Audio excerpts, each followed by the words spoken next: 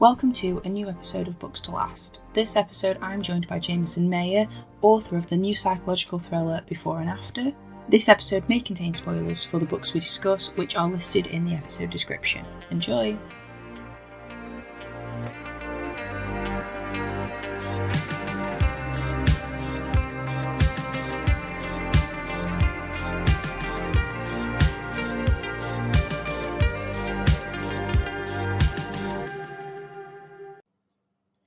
Hello and welcome to Books to Last, the podcast that challenges readers to pick the only 5 books they can take with them when cast away to a mystery remote location. As ever, I am joined by a book-loving guest, a reader from anywhere on this good, mostly green earth that we live on. And this episode, I am joined by Jamison. Jamison, how are you doing today? Would you like to introduce yourself to the listener? Yes, I'm doing wonderful. Thank you. I'm so excited to be here. I am a fellow bibliophile, love books, love reading, love writing. I'm actually just recently a published author, published a book just last year. It is available anywhere books are sold. It's called Before and After by Jamison Meyer. But I also am an avid reader still. That's how I get my best ideas for writing is by reading. And so I've got lots and lots of books to talk about today. Amazing. Congratulations on the book. That's an amazing achievement. It's a great thing to have done. I'm always in awe of anyone who manages to bring a book into existence. I know it's a labor of love. It is. It is a long labor of love. Yes. I worked on it for several years before I got it published. So it's exciting that it's finally out there. Excellent. And I think, as you say, a lot of writers are obviously, well, all the best writers are also avid readers because, can't create, I suppose, what you don't see. So right. What kind of books do you like to read usually? Like, what are your favorite genres? I have 2 very distinct favorite genres. My first is I really love horror novels, horror thrillers, primarily psychological thrillers, and that's what my book itself falls into, is that genre. And then my other side is very unique fantasy. I don't want to say just fantasy across the board. I like fantasy that does interesting things, and I'll have examples of some of my 5 books that I take with me. So, oh, I mean, definitely, fantasy is such a. I mean, I love reading fantasy and a few different kinds of, but there's also specific kinds of fantasy I probably don't read very much because it's such a broad genre with so much. So broad. Underneath it. Absolutely, literally anything can be considered fantasy at this point. So, yeah. Yeah, even things that might not have been considered fantasy not that long ago. Yes. But I mean, that's great. Horror and fantasy, I mean, horror not so much for me because I am well known to be a bit of a baby and not very good with things that are designed to scare me. But fantasy, I can definitely get on board with. So, as ever on the podcast, our guest gets to pick where they're going to get cast away to. Do you have a particular place in mind that you'd love to be cast away to with 5 books? I do. I aspire to make my own house feel this way, but I love reading in like a spooky old house castle on a hill with, candlelight and a thunderstorm going on outside. Like that to me is the perfect reading environment, cuddled up with a good book in the middle of the night and just on a mountain far away from everyone else. I think that would be the best place to be cast away to. That sounds amazing. I used to love when there was a thunderstorm. I remember I knew so many people my age who hated, especially thunderstorms that like knocked the power out because they would... Yeah, they would get so upset because it's like, there's no internet, there's no TV, what are we going to do? And then I would just be ecstatic because I'd be like, but I can just read or draw. I don't have to do anything that involves a screen. Yes, just reading by candlelight. It's so much more magical that way. It's great. Yes, absolutely agree. So that sounds amazing. Well, I think that's a really great setting to just dive straight into your list because I want to know some of these unique fantasies that I definitely need to be reading. So I don't know if you're going to start off with one, but what is the first book you will take with you to your spooky castle in the mountains? My number one is probably, I would say, my favorite book of all time always changes. Everybody says that, but depending on the day of the week, I'll say a different thing. But this one is most commonly at the top of my list, and that is The Stand by Stephen King.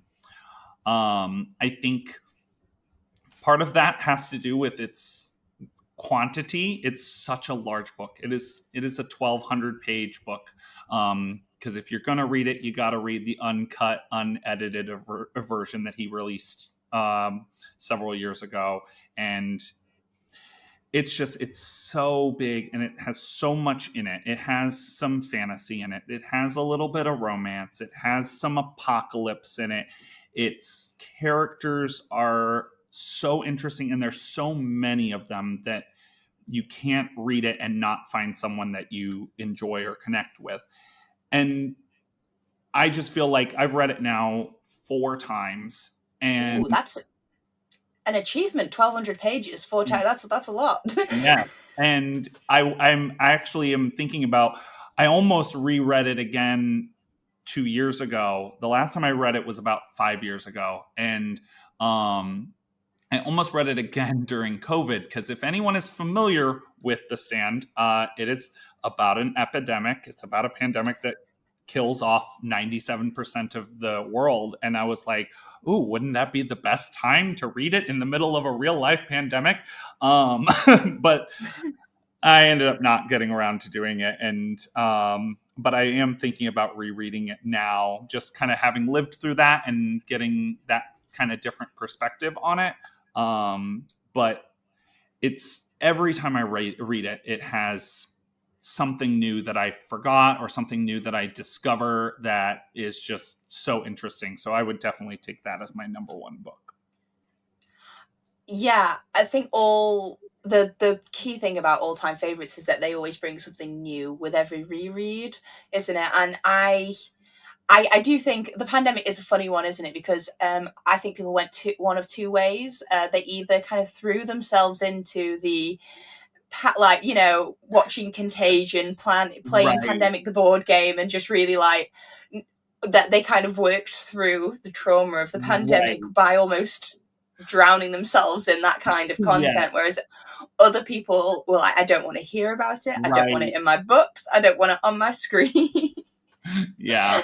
And those were like the two ways of coping. And I was very much like you. I specifically bought a book that I found out about during the pandemic because it was written during a different pandemic, historically during like the wave of the Black Plague. And I bought it thinking, oh, I definitely want to read this because this sounds so interesting and this seems like a good time to do it. And that's the whole point. And then I kind of got it and I almost wasn't brave enough to like open it because I realized once I had it I didn't want it anymore. I did read it recently after it had all passed, but Stephen King also, unfortunately, one of those authors that I know I should have read but I haven't. Oh, he's my number one. I think I've read, I have not read all of his books because he just has way too many to read. But I've read a significant portion. I'd say I'd probably read about 80% of his books. And there are some misses in there, but most of them have been phenomenal. And I would suggest to anybody. So. Excellent. Like I say, he's written so much. I feel like my response to authors like Stephen King is always, I love to complete things. So when I see an author that's just got such a back catalogue, I almost feel overwhelmed because I'll know if I like them, I'll want to read all of them. And then I know I'm taking on a big commitment. And Stephen King makes you really want to do that too. Because it's not like a MCU level interconnected universe, but there are references to his other books in his books, and like there are some characters that appear in multiple different books and things, and so it does drive that desire to be like, oh, I want to read all of these books because they're all connected and I know all of the references that way. So it is kind of an undertaking. But would you say The Stand is a good one if people wanted to start with Stephen King? Is that a good one to start with, or no? Yes and no, in that I think it definitely gives you a lot of his different aspects, because obviously everyone knows Stephen King is horror. Stephen King has there's some gory sides to his horror, there's some suspenseful, dark, demony kind of stuff to his horror. And The Stand has a nice coverage of all of his different aspects. It's got his more character driven stuff that's not as horror based. It's got his very large casts, which is very Stephen King. So I do think it's a nice sample of what you're going to get into with Stephen King, but it is also a mammoth book, and it is really hard sometimes to get into. I one of my best friends, she tried to read it and she couldn't get through it because there was just too many characters, because there are a lot in The Stand. But if not The Stand, I think the only other one that I would suggest as an intro to Stephen King would be The Shining, just because it's a little bit easier. It's simpler. It has just 4 characters basically in it, and everybody pretty much knows The Shining at this point, so it's a little easier to ease yourself into. But yeah. Well, that's always great, because it's always good if people want to start to know where. And yeah, The Shining's I would probably say the most it's identifiable, maybe. Yeah. I think Carrie is his best selling ever, but yeah, The Shining I think is his most well known. yeah. Okay, well, I mean, it's a really strong classic horror start with a very iconic author. What is the second book you're wanting to take with you to your castle? I'm just picturing like a Scooby-Doo castle now in my head. Like that's what I mean. That's what I'm seeing. Exactly what I want. A Scooby-Doo castle. Like I said, I'm trying to make my house into it, and like I've got a library and trying to get that set up. And my husband is like, we don't live in a castle. You can't just decorate everything like it's a castle. I'm like, but I want to. Yeah, I have the same thing with my husband. I'm just like, yeah, but could we pull off a grandfather clock in our house? Right. And the answer is no. But maybe not. But maybe we can try. Yeah, or bookcases with a wheelie ladder in like a dark. Why not? Candelabras hanging on the wall instead of light sconces. Let's do that. Yes, exactly. Like these. I mean, what? Who says they can't live in a house? Right. Really. Exactly. My second book, though, is Cloud Cuckoo Land by Anthony Doerr. Okay. And what is Cloud Cuckoo Land about? So Cloud Cuckoo Land is this really interesting concept. It's a book made for book lovers. It's about a book. So essentially, the story has multiple different plot lines going on. There's one that is in like France in like, I want to say it's like the 1600s. It's some unknown war that I don't recall what war it is. And it's this young girl and this young boy who connect at that time over this book. And then there's also a modern day story about this school that's putting together a like production of the book. Like they're doing like a student production of the book. And then there's also this super futuristic story from like 3050 where this woman is alone on a spaceship, and like she's the last of the human race, and she's sifting through the records, and she finds the book and she's reading the book.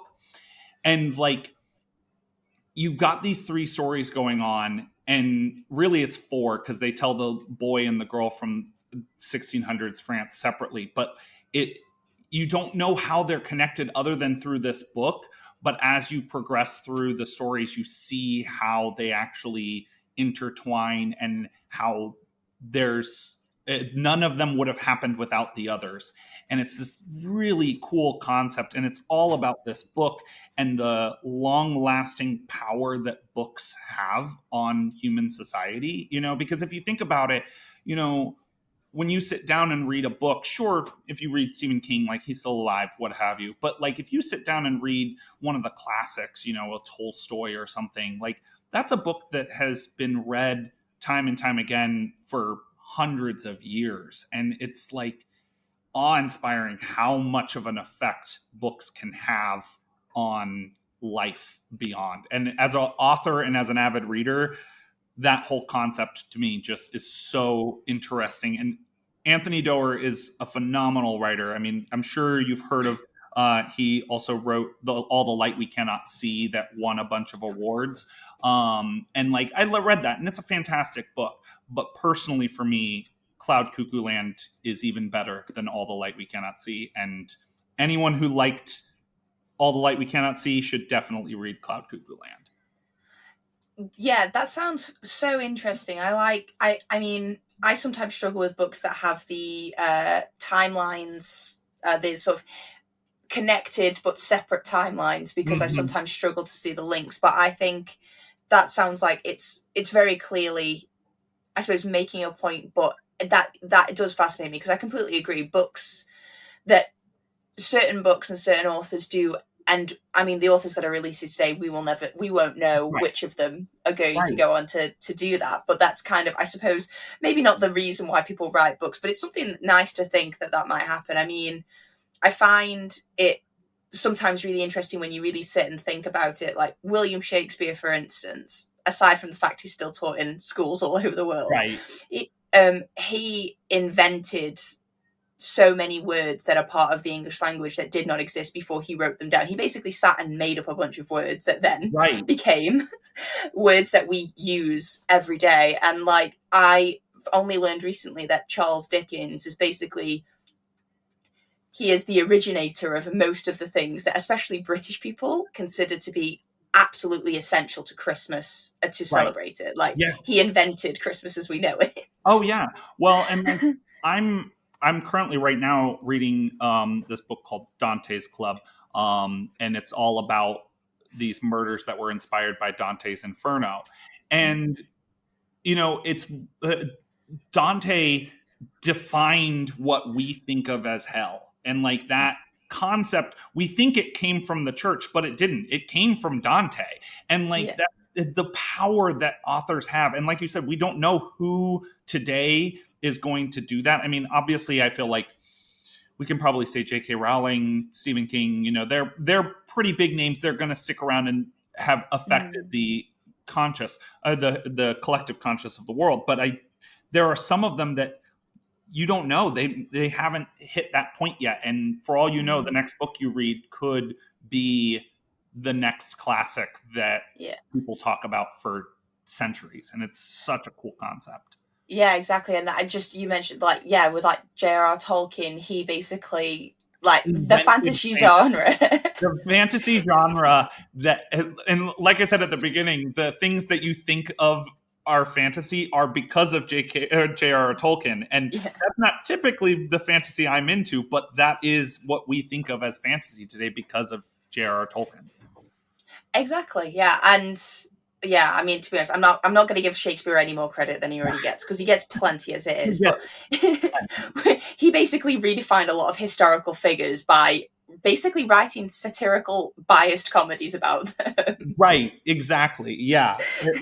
What we think of for Julius Caesar is because of Shakespeare, Yeah, because of basically chewed Elizabethan propaganda. That is like the defining image of most historical figures.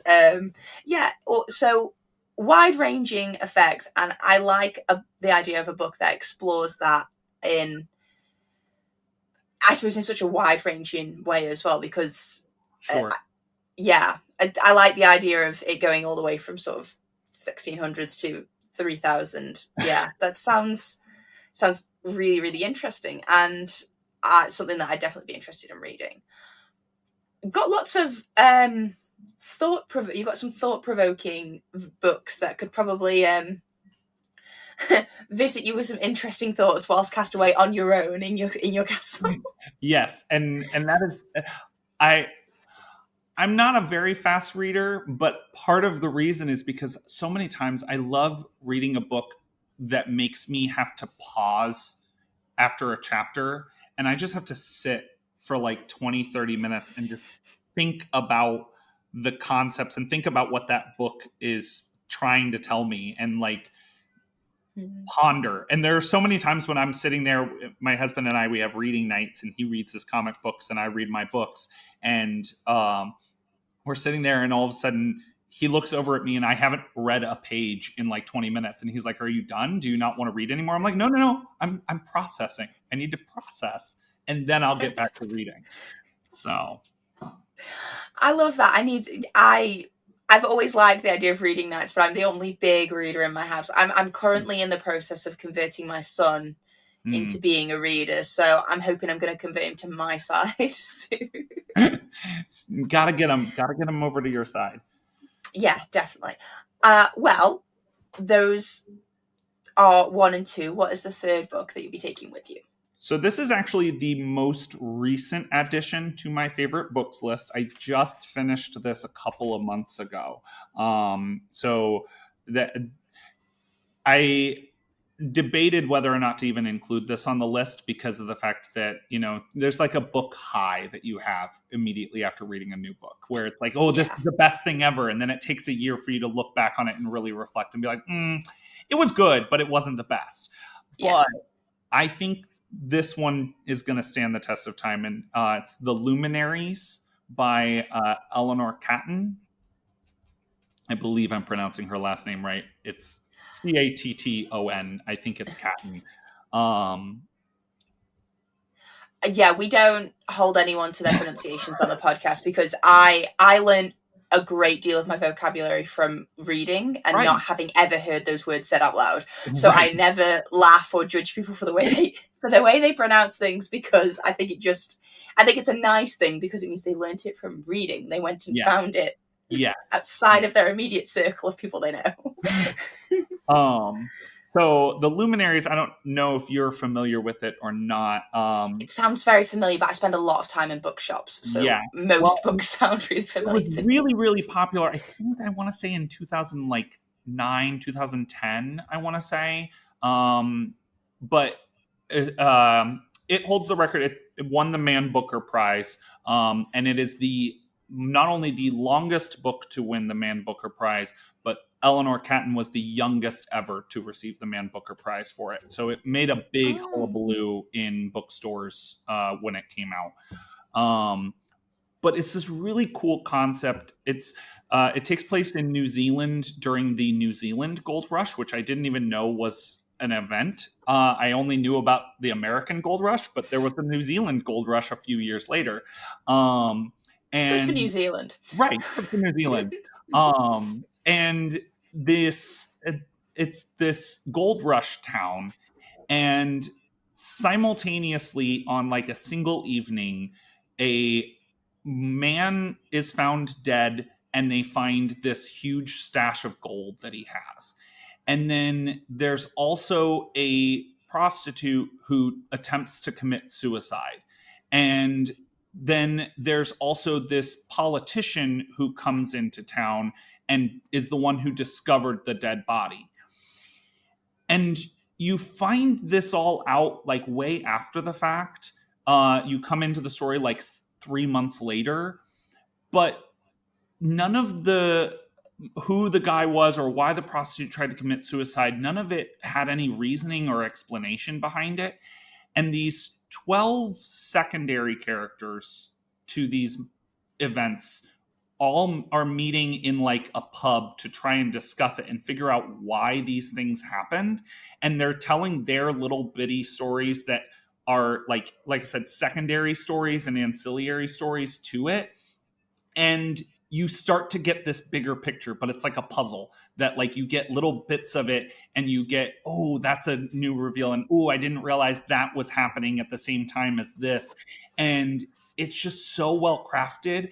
And then on top of that, the reason it's called The Luminaries is because all 12 of the men that are doing this are based off of the zodiac signs. And so the characterization behind each of these 12 is so vastly different, and you get so many different types of people telling you this story, and it jumps character to character, and every chapter you're getting a different snippet, and it sort of reminded me of that I guess you'd call it a parable. I learned about it in philosophy class in college, where, if you have like 15 people all surrounding an elephant but blindfolded, and they each have to just like touch the elephant, they can't describe what the whole thing is, because they each only have their own little perspective of what they think the elephant is. And that's this whole book. Like, the whole time you're just getting these little snippets.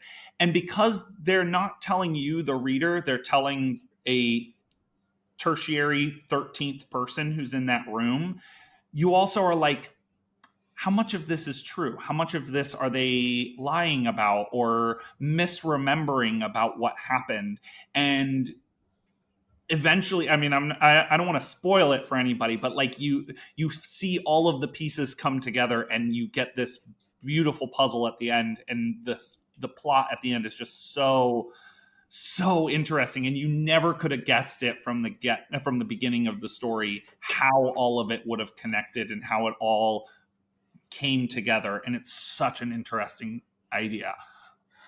Those are my favorite kinds of mysteries. I mean, I do like mysteries just pretty much in all media formats, but when it comes to books especially, I love where you have the different people coming together, especially in one specific location, and they're going to puzzle it out, and they're going to tell their part of the story, and then you get all of those bits fall into place. I think probably my first experience of that was at school, when we studied An Inspector Calls, because the inspector comes in and he has all the answers, but he has everybody tell their story so that he can bring them in. And I remember that was like my first experience. I remember just being on tenterhooks the entire way through. Yes. I need to know what have you got to tell us? What have you got to add? And I also felt like, and I think part of this was from the fact that she separated them all by horoscope and had them very, very defined in how they were characterized. It's a real talent in a book that has 12 main characters, basically, to have them very distinct. And the fact that they're all, because it takes place in New Zealand in like the 1800s. So like they're all white men, and they all have weird old-fashioned sounding names, and they all have a similar way of talking because they're all from New Zealand. And so you think to yourself when you start it, you're like, I'm gonna have to keep track on the side who these characters are. And I even took a break in the middle of it for the holidays, because I just went 2 weeks without reading.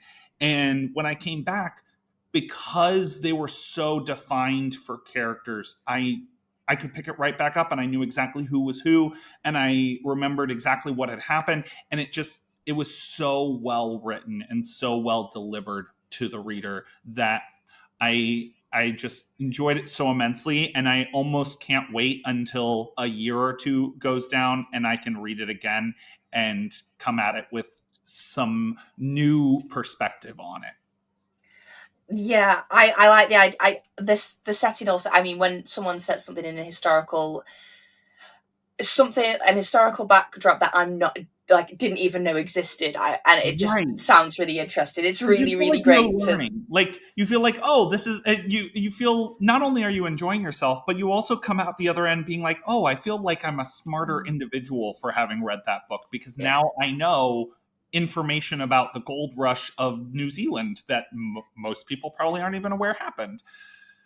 Yeah, and characterization, especially sort of by star sign, is something that I actually do kind of enjoy when I'm reading, because I feel like even people who don't believe in horoscopes or star signs, everyone wants to know if the one that they supposedly are is like them. It's like it's the first thing people check. I mean, my husband does not prescribe to any of that kind of thing, and even so, when I show him the sort of posts on social media that have the different, oh, this is your star sign, this is the the joke meme. He always is invested in what his is going to be. So it would be the same with book characters. So yeah. So the Luminaries, and I mean, Booker Prize win is always. Oh yeah. It's always a good hallmark. Right. It's funny because my husband, he doesn't understand my I'll go to bookstores and I'll just see that, oh, this is a Booker Prize winner, I'm buying it. And he's like, how do you know? You haven't even read it. You don't know if you're gonna like it. I'm like, if it's a Booker Prize winner or a Pulitzer, I've read some Pulitzers that I didn't like, but it's a higher likelihood that they're the same type of book that I like, because I happen to like all of the other ones that won the similar prize, you know? Yeah. It's like a quality thing, I suppose, isn't it? Because there is a difference between a bad book and a book that you don't like. Because I've got a lot of books that I know logically in my mind. I know they're good books. I know they're classics. I know they've been written very well. I just don't like them. But that's not about them. That's about me. Exactly. I personally could not read. I read Anna Karenina, did not care for it. I finished that last year. It's a lot. Loved the movie with Keira Knightley. If you haven't seen the movie with Keira Knightley, phenomenal movie. Great. I think it took all the best parts of Anna Karenina and stripped away all the parts that I didn't care for. But it's one of those, like you said, I can recognize Anna Karenina is a phenomenal book and did amazing things for literature. I just personally don't care for it. Yeah, Anna Karenina, I think it's still got a good rating because I was like, no, it is a good book. I just basically cared for one side of the plot, but not the other side of the plot. And every time I got dragged to the other side of the plot, I just didn't want to be there. And that I was just like, that was my main issue with it. And it's like the same with like Catch-22. I read that last year, and I was just kind of like, I understand why it's good. I can't get on board with it. I've heard that's one of the few classics I haven't read, and that's because I've heard so many people have that opinion of it that I'm like, I'm gonna not enjoy this. I feel like I think I'm gonna read this and be like, that's something I did, but I don't really say I enjoyed it. yeah, definitely. It's one of those things that's like, it's got so many interesting things to say about what it's about, war and the time it's set in. There's like only a certain amount of sort of misogyny that I can stomach before I'm like, you know what, this is just upsetting me to read this. Like, I don't need to. Right. And I'm just, so yeah, it's one of those, just like, even historically accurate discrimination is still discrimination. Like the idea that it's to include that and not fade to black or like have that happen off page and just reference it. You chose to spotlight it. Yeah, so it was one of those things. I was just like, even when it's historically accurate, it's still not nice to experience. So yeah, one of those. But there's a reason why we all get to have opinions. That's the whole point. Right, exactly. But prize winners always a good point to start at, and I don't know, it always they're always books that give you a lot to think about, even if they're not your cup of tea. So that does sound really, really fascinating, and like, it's going to have to go on. I have got a goal to basically read or get rid of all of the books I own by the end of the year. Oh, wow. It's a big goal, but I am determined that even if I don't achieve it, I'm going to get pretty close. Okay. My current goal is just to read 40 books this year, but I'm like 300 books away from a technical library, because apparently I found out online a couple of weeks ago, you in order to be considered a true library, you have to have 1,000 books. And I'm sitting at like 700. And so I'm like, I have to buy 300 more books, because then that's the only way I can truthfully claim I have a library, is if I have 1,000 books. So I have to buy a bunch more. My husband is going to resent you for telling me that. I always try and buy secondhand. Very, very rarely do I buy them from regular booksellers, just because they're just so expensive. And I recognize that with my to be read list being couple hundred books long, I'm not going to read them until I could have gotten them secondhand anyway. So might as well just wait until they show up in secondhand bookshops and buy them there. Yeah, I prefer to buy secondhand, and I mean the UK has got a abundance of amazing secondhand bookstores, so they, you're spoiled for choice in that area. But if I'm not getting secondhand, I do try to go for independence as my backup if I can. But yes, it's to me, it's just it's just too many books and just not enough time. But speaking Amen. of too many books, what is the fourth book that you will be taking with you on what is, I mean, it sounds like a really fascinating list so far. I would say my fourth book is House of Leaves by Mark Z. Danielewski. And so this is the only instance of it on this list, but it's a genre of literature that most people may not even know exists, that I find is so interesting. And it's called ergodic fiction, which is the idea is that it's books that you have to work at to read. So House of Leaves is a horror novel, but it's written in like this really strange way where it's a review, or predominantly a review of a found footage film of the house that was haunted. And so you're reading someone else's review after having watched the found footage film of the haunted house. And as you're reading it, like the writer is going insane, and like the writing style kind of starts to fall apart. And like there are parts of the book that are written sideways and upside down, and like the font changes throughout the book. And there are certain parts that you have to read out of order. And there's like, there's random characters that get introduced that don't have to do with the actual movie, but have to do with the writer's life. And you start to find out that there's another person that's separating you as well, who found this review, and you're reading his life as he's reading the review. And it's such a unique book experience that it does take a lot of mental effort to actually read it. It takes it's one of those books where you can't read it on the train in the way to work. You have to half asleep at night. You have to set aside an evening and say, this is what I'm doing. Turn off all the electronics. Don't listen to music while you're reading it. Like, you have to focus, and it's a lot. But when you do it, it's so engrossing. Like I said, I love horror books, but I never really get scared of horror books. I get scared sometimes of horror movies, but books, it just like doesn't feel like I get lost in it as much as I do movies.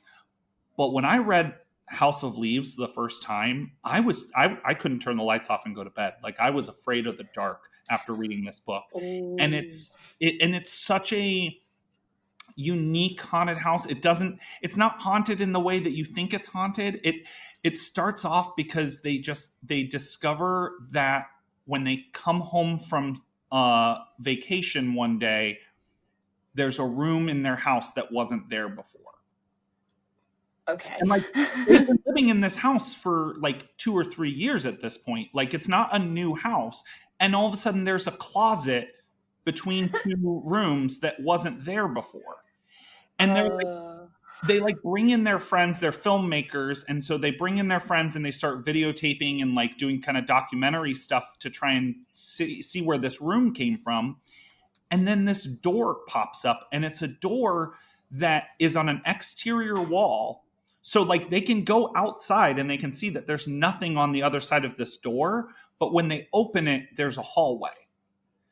Oh. And it's like this house that's like this portal to this weird, dark, scary dimension that's uninhabited. And it's like creepy to read about, especially because it does that whole thing kind of like with found footage films where, because it removes it from being a story that's being told to you, and instead it's like, oh, it's a thing that I heard from a person that told me about it that took a recording. It makes it feel like this might have happened, and like the book itself has references to actual books on documentaries, and like it has footnotes and you have to read appendices and you have to like basically it's a research paper about a fictional movie, and you're like, is this real? Am I going to Google this and find out that this actually happened? Because this is scary if it did. And it's such a cool concept. I really, really love it. And that's all Mark Z. Danielewski writes is ergodic, weird, like genre-breaking fiction. And it's just such interesting stuff. Anybody who is an avid reader, I would highly suggest try Mark Z. Danielewski. It may not be your cup of tea, but yeah. Well, it sounds incredibly intelligent to be able to keep all of those threads all straight. It doesn't sound like one for me, but it does sound like what I'm definitely going to be buying for birthday and Christmas presents this year, because I know a lot of people who are really into that. I am like the world's most gullible person. So I am the person for Googling things in books because it says it's based on a real story to create effect, and I believe it. Yeah, exactly. Like, it's so scary when it does that, and when it does it well, because it is hard to do it well. Sometimes books will just be like, oh, this is based on a true story, and you're like, as I'm reading this, I can tell none of this is realistic. Like, you've got so many factual errors in your book that it does not make any sense. But when it's done to the level that it's done in House of Leaves, even having read it, I've now read it twice. I attempted to read it again a third time, and life got in the way. And like I said, it's one of those endeavors that you have to sit down and devote time to. And I just didn't have time to read it a third time. But even on the second read through, knowing it was all fake and having done all the Google searches and finding out, all the things were fake in it, it still tripped me up. It still caught me thinking, maybe I just didn't Google the right things. Maybe there is things, maybe not all of it's true, but maybe some of it's true, and it's so good. It's so interesting. It definitely sounds it. I think, I get scared by Gothic fiction, but like,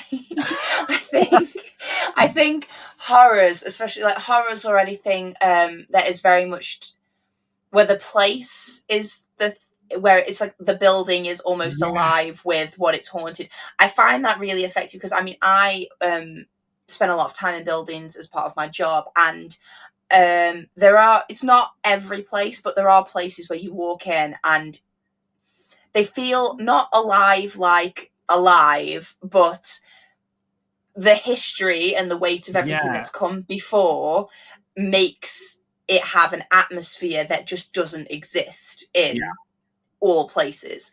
And historic buildings and houses that scary things have happened in have those feelings. Exactly. And like, and sometimes it's not even just history. Sometimes there's just buildings that are like, it's almost along the lines, and I don't know if the UK has these buildings or not, but America, especially the Appalachia area, is very well known for these weird buildings off the sides of highways that like claim to be the spot where nature doesn't work right, where gravity doesn't work. And like, it's all just illusion. It's all just, they've built the house in such a way to where everything's not at right angles. Everything's at like a 93-degree angle. So it's just a little bit off. And like, it's like subsidence. Right. And like, you go through the house and you're just like, I feel unsettled just by the simple way this house is structured. And I think doing that to a book is such an interesting way to do it, because you do, as you're reading the book, you feel this constant feeling of unsettled the entire time you're reading. And it's so absolutely love House of Leaves. Yeah, it's impressive when books can do that as well, because like you say, you can remove yourself from a book. I suppose a film can sometimes, because they say, the music and the right lighting makes all the difference, whereas thing, and like it's all black around it. You don't have any distractions when you're watching it. But whereas a book just has words. It's pages and your imagination. Yeah, and like you're in more control over it because like a movie, like if you start to get scared, the movie keeps going. You're not part of the action of moving it along. Whereas with a book, if you get scared and close the book, it stops, and like you're able to take a breather. But you can do a Joey and put it in the freezer and you're right. Yes. Joey, I love Friends. Well, it's just like that's my biggest like. So The Shining as a concept, that was because I watched Friends as a very young child. That was my introduction to The Shining. was Joey being so scared he puts it in the freezer. Meanwhile, I didn't get introduced to Friends until much later in life when I had already read almost all of Stephen King's catalog. And when he put it in the freezer, I was like, Shining's not even, like, it's scary. It definitely is. But I would not say it's one of Stephen King's scariest books. And I'm like, but it's his most well-known, so that's why I used it. But It is a great episode. I have a very good friend called Beth, and we always have the ongoing joke of, is Beth gonna be okay? Yeah. But anyway, slight Friends tangent, but that sounds like a really, really, I mean, you definitely lived up to your promise of interesting and unique recommendations within the fantasy and horror genres. Yes. You've definitely fulfilled your promise. So with that in mind, what's the fifth and final book that you'll be taking with you? So the fifth and final book is The Circle by Dave Eggers. This was recently made into a movie about, I want to say like 5 or 6 years ago, with Tom Hanks and Emma Thompson. Sorry, one of the Emmas. Anyway, one of the famous Hermione ones. Granger. I can never remember which one's Emma Watson and which one's Emma Thompson. But it's kind of like 1984 Big Brother, but modern day. The main character starts working at this company that's very much supposed to be Apple, or Facebook, or a little bit of both. It's this high-tech company that they have essentially unified all social media into one company, and they've started to unify tech into this one company, and it seems really great. And you're following along with her as she's starting to work here, and she's in love with this place, and it's fantastic and it's wonderful. And they start to introduce these ideas of, like keeping track of your health via a wristband, so that way, you can track your health and how you're doing. And then, you want to know that your friends are healthy, and you want to know that your friends are doing well. So why not share that with the world, and like sharing your health biometrics with everybody, so that way everyone knows that you're healthy and that you're doing well. And, they spin it as like, don't you want to know if your parents are having high cholesterol and if they need to be doing something about that, and it can help save lives and stuff, and it's like, it sounds great, and it starts to expand, and suddenly now you're sharing everything about your life. You're sharing what you do every day. You share your innermost thoughts and secrets. You share, anything that you've ever done, because it will help other people to know those things about you. And like all of a sudden by the end of the book, you're like, whoa, everybody knows everything. There's no secrets. This is not good. Like all of a sudden you realize that there's no privacy ever. And it did such a good job of tricking you into thinking that way. Like as you're reading the book, you don't, when I read Slippery slope. Right. When I read 1984 in high school, from the get-go, I was like, Big Brother's bad. Like, no privacy is terrible. Like, this is a horrible dystopian society. Of course, they try and break out of it. But when I was reading The Circle, there were times that I was like, okay, but where does it start being a dystopia? Because some parts of this sound really good, and I really like this thing. It is helpful. Where can we draw that line? And then because of the time that it came out, because like I said, the movie came out about 5-6 years ago, but the book came out in like 2012. And it's like, we're kind of living in that a little bit. Social media is such a big part of our lives, and so many people are sharing nonstop and, putting every single thing that they do on the internet. And so many times you find out that things that people didn't want to end up on the internet ended up on the internet, and now it's public knowledge, and there's no erasing that. And it's just this really terrifying look at where we could be in just like 3 or 4 short years if one tech company decides to go that way. And it's such an interesting book. Yeah, I think capitalism's not great for a lot of things, but that might be our only protector against all of them merging into one company. Because I mean, yeah. But who'd have thought capitalism was the savior in this one particular scenario? Yeah. That sounds so interesting. I actually think, and I don't know if it's a British reality show, but I do think a British reality show may have at very least stolen the name, if not the concept. I've heard of the TV show The Circle. I know it's a reality show, and I've never actively watched it. I know a lot of people did during the pandemic. Yeah. But I've never been a big fan of reality TV, so I never looked into it. But I did note that they had the same name, and so I was like, I wonder if it's copying off of Gregor's Circle.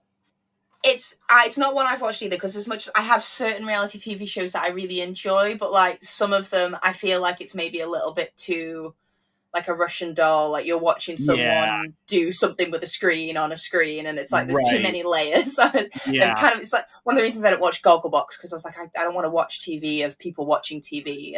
I've heard that that's a thing over in UK, because I like a lot of UK TV. I'm like obsessed with Taskmaster, and so like that Taskmaster's the best show. It's phenomenal. It's amazing. I want to be on Taskmaster. I'm so glad that it's now got its own streaming service, because up until it came out with its own streaming service, there was no way to watch it in America. I had to watch bootleg YouTube videos of it, and I'm so glad that I have a streaming service now. It's the one streaming service that I'm like, it is well worth the $15 a month, all for one show. But anyway, I digress. The Circle's very much, it's like that. It's social media, and they get to choose how they present. And so I feel like they probably were inspired by. Yeah, they heard a description of the book, The Circle, and then they took some creative liberties as to what that actually looked like, and then turned it into a reality TV show. That sounds like what they did. Which would be pretty on brand for current reality TV in the UK. It sounds really interesting. I always find it interesting when people start embarking on the where you draw the line with social media, because something that's happening in the UK is they're trying to pass legislation about moderating social media companies and how much they should be held accountable for content and so on that's in their on their platforms. But every time they try and pin down anyone in the government to explain, well, if this is okay, is this okay? Or if that's not okay, why is this not okay? And it becomes a whole mess of a discussion, because it's so hard for them to try and toe the line between, no, we do like free speech, just not that free speech. Right, exactly. And it is, it's easy to forget, because for those of us who are millennials and younger, it feels like it's always been around. We feel like we've always had, even though like I didn't really have a Facebook until I was in like late high school. But like I knew Facebook was in existence for several years prior to that. And like, my niece and nephew, they're going to grow up and they're never going to know a world that doesn't have Facebook and Twitter and all of these things. And it's easy to forget that these are really, really young. These have only come about in the last 30 or so years, and there are so many things that we do not have any sort of decision made in the collective conscience about what is acceptable and what isn't. Every person you talk to has a completely different opinion about what should be shared online, what shouldn't be shared online, and it's such an interesting concept of privacy in this modern age, because it is very different than it was 50 years ago. 50 years ago, like you didn't share anything with anybody because we were all like terrified of, like the government listening in, and now we all have Alexas Smart and speakers, Siris yeah. and smart speakers and everything is always listening to us at all times. And it's like, okay, but where do you draw that line? Where does convenience become not worth the privacy you're losing? And the Circle just really delves into that, and it's such an interesting concept. Yeah, it is. And you are going to have a great deal of interesting sort of moral, theoretical conundrums to think over while you're sequestered away with these books. Yeah. You're gonna be able to write several theses probably by the time you get to the end of it all. Spend so much time thinking about it. So those are your 5 books. Would you mind just recapping them just for the listener in case they wanted to quickly scribble them down and go out and buy them? Certainly. So I had The Stand by Stephen King, specifically the uncut and unedited writer's edition. Cloud Cuckoo Land by Anthony Doerr. Luminaries by Eleanor Catton. The Circle by Dave Eggers. And House of Leaves by Mark Z. Danielewski. I really it sounds like a list that you spent a lot of time thinking over. What were some of the books that nearly made it to the top 5 but didn't quite? So the one that ultimately I decided not to put in simply because I didn't want to put 2 by the same author in was It by Stephen King. I think that's a very, very close second to The Stand for me. I almost also put in The Familiar by Mark Z. Danielewski. For a similar reason, I opted to just go with one Danielewski book. I also really came close to putting in The Dinner by Herman Koch, which is Koch. The German verb for cook. Yes. And ultimately, that one I didn't put it on there because it was a really, really interesting book, but it's one of those that I don't know that I would. It's a one and done kind of book where it doesn't have the rereadability. I think it was fantastic in reading it. I don't know that I would be as interested in reading it again. And obviously, if I'm stranded in a deserted castle on a mountain, I need to pick books that I'm willing to read back to back again and again and again. Absolutely. And it sounds like you've got some really nice long books to keep you company. So you'll have plenty of content to go with on that. I think there are, but like when it comes to good books, there are those books that kind of change the way you completely think about things. They stay with you in a really formative way. And then there's good books that are just great. You just enjoy them and you enjoy them there and then, but they don't have that same sort of connection, I suppose, to personality and thought patterns and stuff like that. So both are still great books, but yes, a great list, some great runners-ups for people if they know that they like these books but we're looking for other recommendations. They've got some extra ones now. Now, thank you so much for talking about all of the books that you like. Tell us a little bit about before and after, just because I'm really curious to know, after all of these like ideas have percolated in your mind of all these books that you like, I'd really love to know what you would want to write about. Sure. So before and after it's a psychological thriller. The premise is the main character, from the very first page, he wakes up on a dock and has complete amnesia. He has no idea who he is, how he got there. He doesn't even know his own name. And he wakes up next to a dead woman who he also does not recognize. And he's like, did I kill her? Was I also a victim? Like what occurred here? And how do I find out without going to the police? Because if you go to the police, it's going to look like you killed her. And saying you have amnesia is a really lame defense that's not going to hold up, and you're going to go to jail for something that you don't even know if you did or not, And so he decides to just cover it up and try and get away from the scene and try and figure out who he is and who killed this woman, if it was him or not.